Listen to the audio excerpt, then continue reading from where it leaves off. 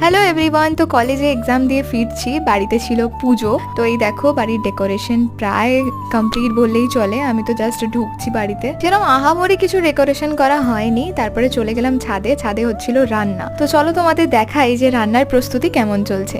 এই যে পুরো ছাদ জুড়ে সমস্ত জিনিসপত্র রাখা, টেবিলগুলো এখনো সাজানো হয়নি। তো এখানে মাসিরা করছিল রাতের পনির পাসিন্দা রেডি, কারণ ওটা ফ্রাই হবে রাত্রে। আর এইদিকে এই টেবিল চেয়ারগুলোকে অ্যাসেম্বল করা হবে।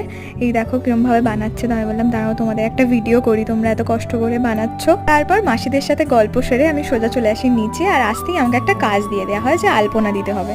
আর আমি এমন একটা মেয়ে, আমার মধ্যে আর্টিস্ট সত্তা একদমই কাজ করে না। তো যাই হোক করে মোটামুটি একটা ঘিঞ্জি আলপনা করে তো আমি দিয়েছি, কারণ এটা আমার ফার্স্ট টাইম ছিল। পুজোর সমস্ত সরঞ্জাম রেডি, আর এটা এই কার্তিককে এখানে বসানো হবে। আর এই ফাঁকা প্যান্ডেলটাকে ডেকোরেট করার জন্য ভাই বোনেরা ঠিক করলাম যে একটু মার্বেল পেপার আর ফুল দিয়ে ভালো করে সাজানো যাক, যেটা দেখাবো নেক্সট পার্টে।